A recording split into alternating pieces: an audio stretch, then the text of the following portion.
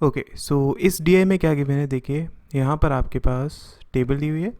इस टेबल में आपके पास 6 आर्टिकल्स हैं, ठीक है। उनकी कॉस्ट प्राइस, मार्केट प्राइस और सेलिंग प्राइस के बारे में इंफॉर्मेशन दी हुई है। कुछ वैल्यूज़ आपके पास मिसिंग है, ठीक है, जो कि हमें क्वेश्चन में किसी ना किसी तरीके से पता चल जाएगी। फाइन, सो फर्स्ट क्वेश्चन करते हैं। फर्स्ट क्वेश्चन में देखिए उसने हमसे क्या बोला है कि the shopkeeper of the shop marked article B 10% above its cost price and article D 20% above its cost price. ठीक है, उसने बोला है कि जो शॉपकीपर है वो आर्टिकल बी और आर्टिकल डी को, ठीक है, जो उसकी कॉस्ट प्राइस है उससे कितना 10% अबव उसकी मार्क प्राइस बनाता है। यहाँ से अगर हम बात करें 10% अबव है ये, ठीक है, और डी के केस में कितना है, ये 20% अबव है।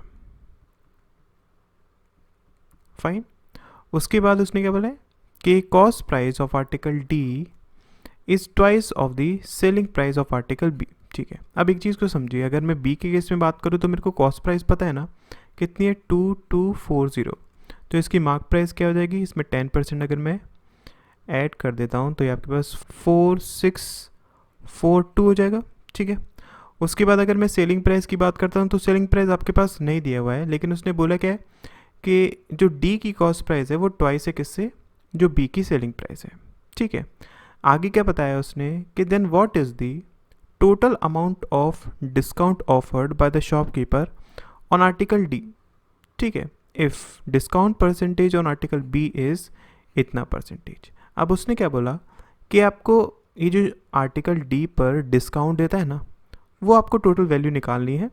अगर आपके पास यहाँ पर डिस्काउंट परसेंटेज बी के केस में कितना लिया हुआ है, 18/11, इसको हम क्या लिख सकते हैं, 200/11% लिख सकते हैं। ठीक है, तो इतना क्या आपके पास डिस्काउंट है, 200/11%। फाइन, सो यहाँ से अगर मैं देखिए इसकी सेलिंग प्राइस निकालना चाहूँ तो वो कितनी हो जाएगी, 2464 इंटू, अगर 200/11% का आपके पास डिस्काउंट है, इसका मतलब 2/11 और आई कैन से 9/11 हो जाएगा। ठीक है, ये आपके पास देखिए 2 टाइम्स गया, देन 2 टाइम्स गया, 4 टाइम्स गया, तो ये कितना हो जाएगा आपके पास 36, 18, 21, 18, 20, मतलब ये आपके पास 2016 इसकी सेलिंग प्राइस हो जाएगी। तो इस केस में डी की जो कॉस्ट प्राइस है वो इसका ट्वाइस हो जाएगी, मतलब कितना हो जाएगा आपके पास 2304 हो जाएगा। ठीक है, अब यहाँ से अगर हम बात करें, अब देखिए डी के केस में अगर हम देखें तो आपकी सेलिंग प्राइस उसने दी हुई है कितनी है, 3850। अब अगर हम यहाँ पर मार्क प्राइस इसका निकाल दें, 20% अबव है, इसका मतलब कितना 2032 इंटू 6/5।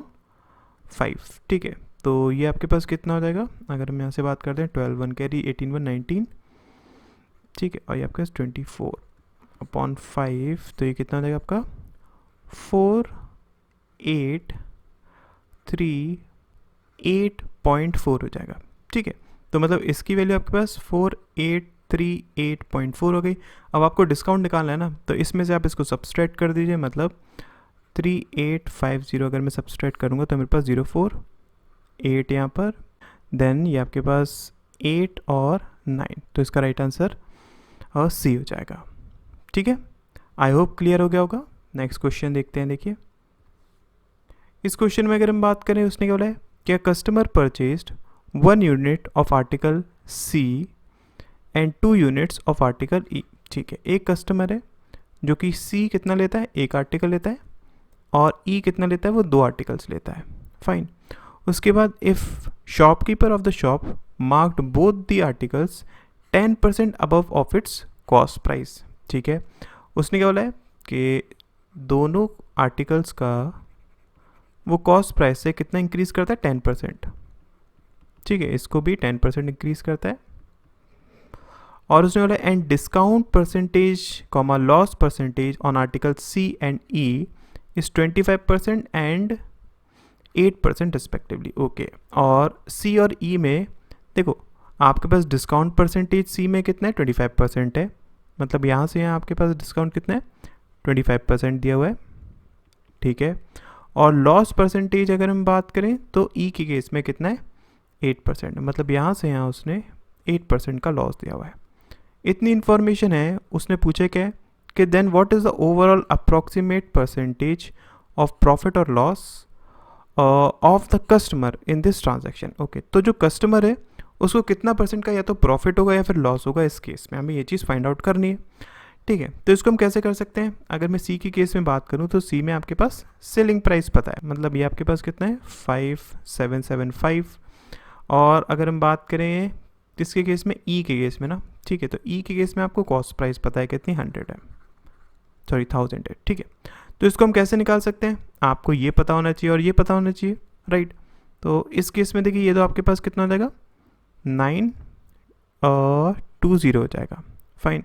यहाँ पर अगर हम बात करते हैं तो आपके पास ये वैल्यू कितनी हो जाएगी, देखिए 5775 है, 25% का डिस्काउंट है पहले, तो मतलब ये आपके पास 34 हो जाएगा इंटू फिर 10% का अगर इंक्रीमेंट था, इसका मतलब आपके पास 11 और 10। ठीक है, अगर मैं इसको सॉल्व करता हूँ ये आपके पास कितना आ जाएगा, देखिए 5 टाइम्स गया, 2 टाइम्स गया, 5 टाइम्स गया, देन ये आपके पास 1 टाइम्स गया, 7 टाइम्स गया, 5 टाइम्स गया। ठीक है, तो ये आपके पास कितना हो जाएगा, देखिए 7000 हो जाएगा। ठीक है, मतलब ये कितना 7000। अब उसने देखिए सी तो एक आर्टिकल लिया था लेकिन ई आपने 2 आर्टिकल लिए थे, तो यहाँ पर देखो टोटल कॉस्ट प्राइस कितनी हो जाएगी, सी के केस में आपके पास 7000, ठीक है, और ई के केस में आपके पास 2000 हो जाएगा, मतलब कितना टोटल आपके पास कॉस्ट प्राइस 9000 आ गई। अब अगर हम बात करते हैं सेलिंग प्राइस की, तो सी के केस में देखिए 5775 हो जाएगा, और अगर हम बात करते हैं ई के केस में तो इंटू ट्वाइस कर देंगे, ये आपके पास कितना आ जाएगा 0418। ठीक है, मतलब 1840।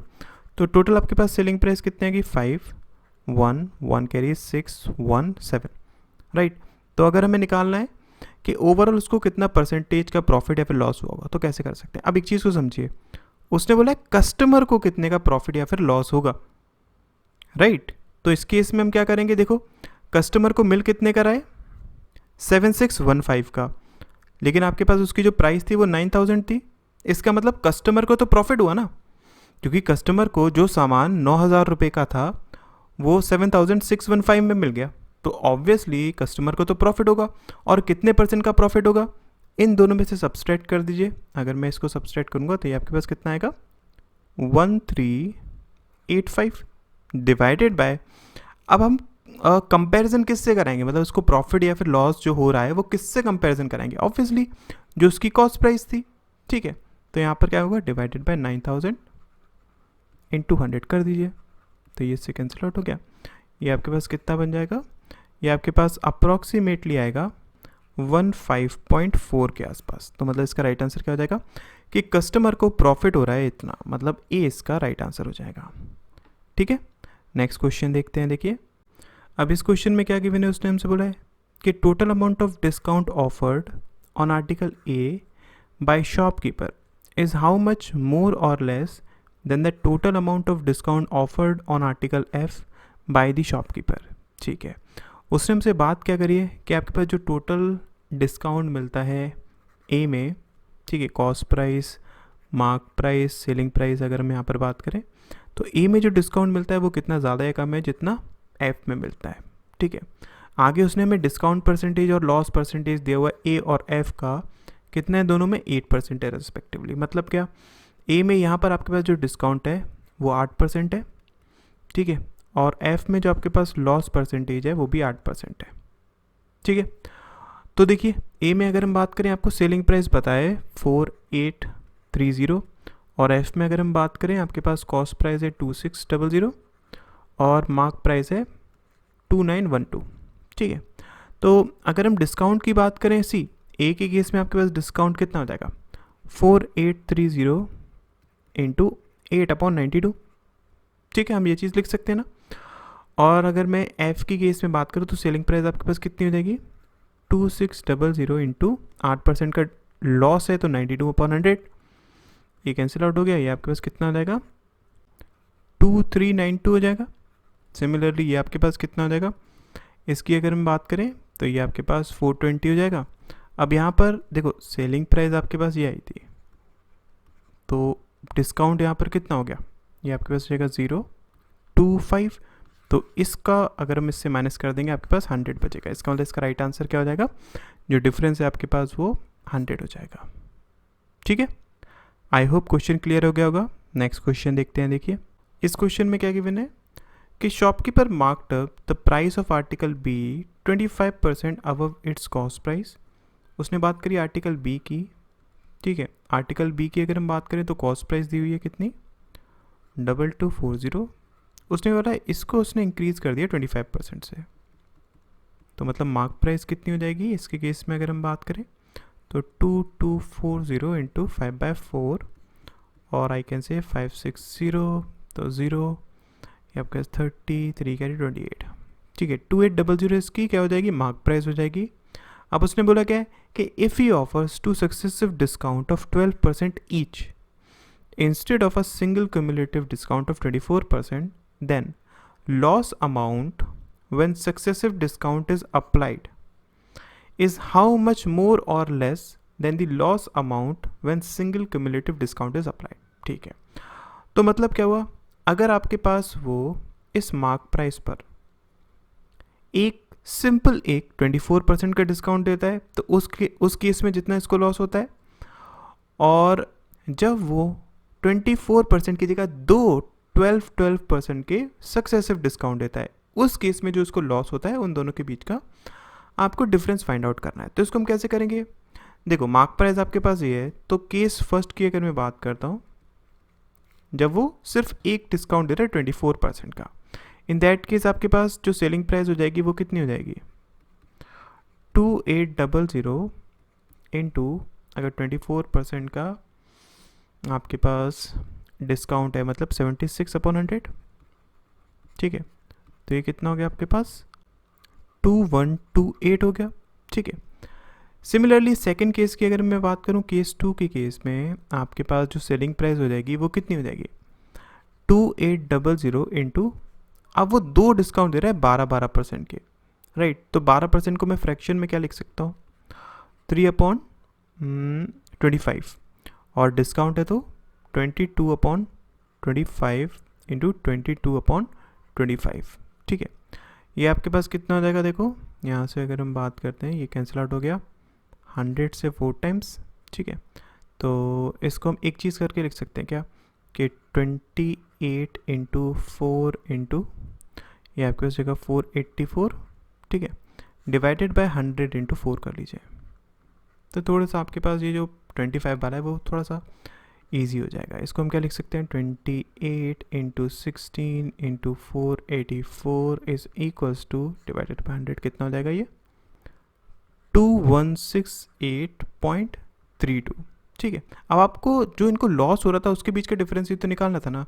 देखो पहले केस में अगर हम बात करें तो लॉस क्या हो जाएगा cost price minus selling price 1, ठीक है। दूसरे केस में अगर हम बात करें तो लॉस क्या हो जाएगा cost price minus selling price 2, ठीक है। इन दोनों के बीच का अगर मैं डिफरेंस लेता हूँ तो ऑब्वियसली आपके पास को हम क्या लिख सकते हैं -1 minus cost price plus selling price 2। Cost price तो दोनों की कैंसिल आउट हो जाएंगी ना। तो आप ये मत करिएगा कि पहले केस में लॉस निकाले सेकंड केस में लॉस निकाले, आप बस ये जो आपके पास सेलिंग प्राइस आई है इन दोनों के बीच का अगर आप डिफरेंस भी निकाल लेंगे आपके पास सेम ही आंसर आएगा। इन दोनों को अगर हम डिफरेंस निकालेंगे आपके पास 40.32 इसका राइट आंसर हो जाएगा, मतलब सी इसका राइट आंसर हो जाएगा, ठीक है। आई होप समझ में आ गया होगा, क्लियर हो गया ना। Thank you so much.